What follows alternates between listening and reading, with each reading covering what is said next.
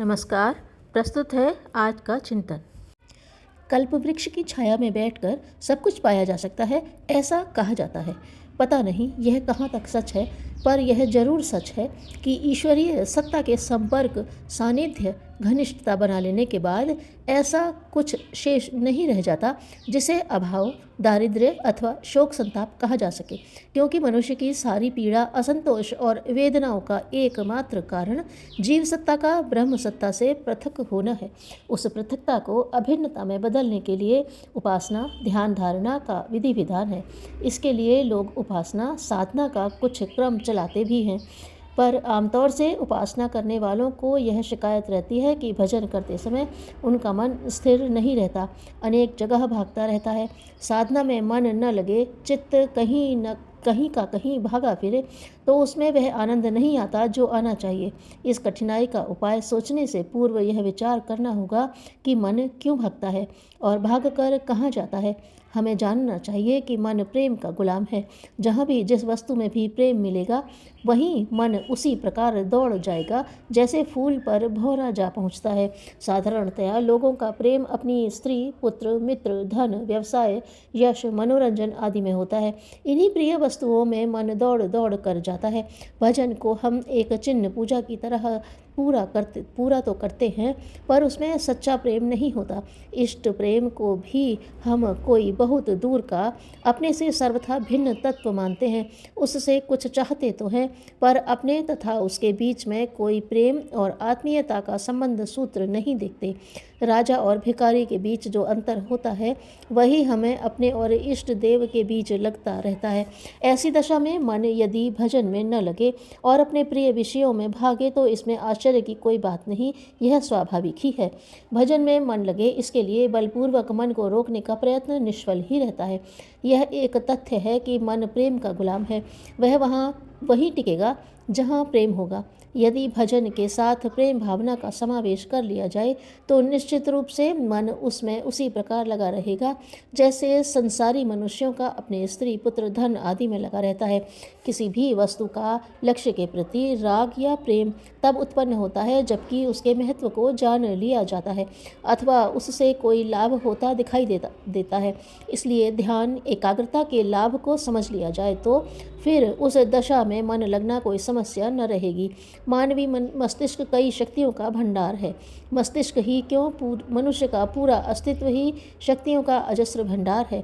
ध्यान योग का उद्देश्य उन शक्तियों को उपलब्ध करने के साथ साथ उनके बिखराव तथा अपव्यय को रोकना है।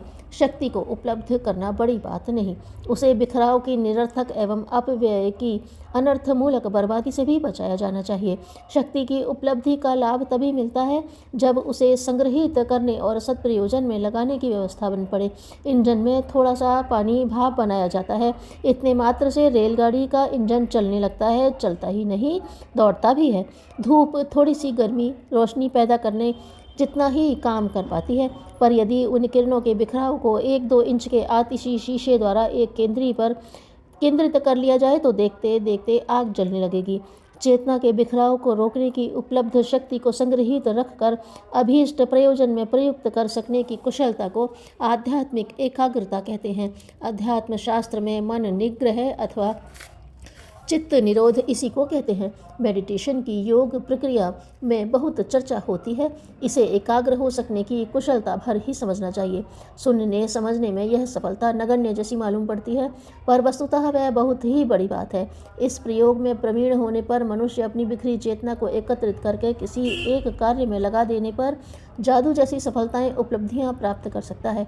बांधों में पानी भरा रहता है, पर जब उसे एक छोटे छेद में होकर निकाला जाता है, तो पानी के दबाव से वह धारा बड़ी तेजी से निकलती है। इस धारा में असाधारण शक्ति होती है। उसके प्रभाव से अनेक मशीनों के पहिए घुमाए जाते हैं और उनके घूमते ही कई प्रकार के यंत्र चलने लगते हैं। बड़े बड़े बिजली घरों का निर्माण बंधे हुए जलाशय बांधों पर ही होता है। एकाग्रता मस्तिष्क में उत्पन्न होते रहने वाली विचार तरंगों के निरर्थक बिखराव को संग्रहित करना है। विज्ञानी, दार्शनिक, कलाकार, विद्वान, शिल्पी, साहित्यकार, व्यवस्थापक, संयोजक, नेता जैसे महत्वपूर्ण उत्तरदायित्वों को निभाने वाले व्यक्ति भी प्रायः सामान्य लोगों के जैसे ही होते हैं। न उनके शरीर में कोई अतिरिक्त कल्प ऊर्जा होता है और न मस्तिष्क में जादू की छड़ी गड़ी होती है। अन्य लोगों से भिन्नता और श्रेष्ठता का जितना कुछ चमत्कार दिखता है वह उनकी उस आंतरिक विशेषता का परिणाम है जिसका प्रथम चरण एकाग्रता और दूरदर्शी लक्ष्य निष्ठा कहा जा सकता है। कच्चे धागे बटकर मजबूत रस्सी और कमजोर सींगें इकट्ठी होने पर बुहारी बनने की बात सभी को मालूम है। बूंद बूंद जोड़ने से घड़ा भरता है। यह उदाहरण मस्तिष्कीय बिखराव को रोककर विचार तरंगों को एक केंद्र पर निग्रहित करने पर लागू होता है।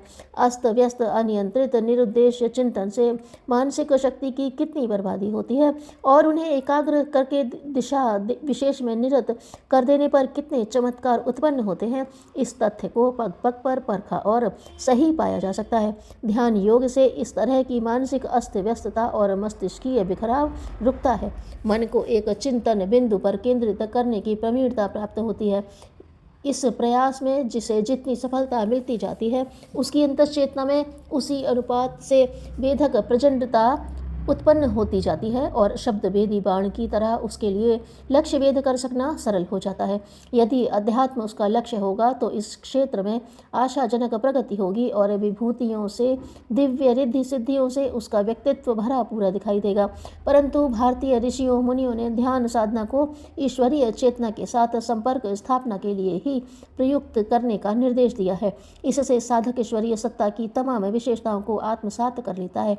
कहते हैं कि भृंगी का उड़ने वाला कीड़ा झींगुर पकड़ लाता है और उसे उसके सामने निरंतर गुंजन करता रहता है। उस गुंजन को सुनने और छवि देखते रहने में झींगुर की मनोस्थिति भृंग जैसी हो जाती है। वह अपने को भृंग समझने लगता है। अस्तु धीरे धीरे उसका शरीर भी भृंग रूप में बदल जाता है।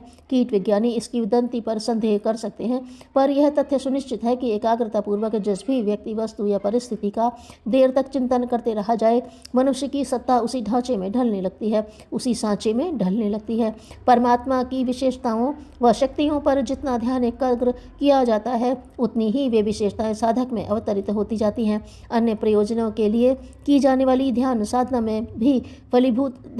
भी फलीभूत होती है, जबकि उसके लिए किसी न किसी रूप में ईश्वर का अवलंबन लिया जाए। फिर क्यों नहीं एकमात्र ईश्वर को ही अपना लक्ष्य आराध्य बनाया जाए, जिससे संबंध स्थापित होने पर सभी प्रयोजनों की पूर्ति हो सके। साधना का उद्देश्य ईश्वर को प्रसन्न करना नहीं, आत्मशोधन है।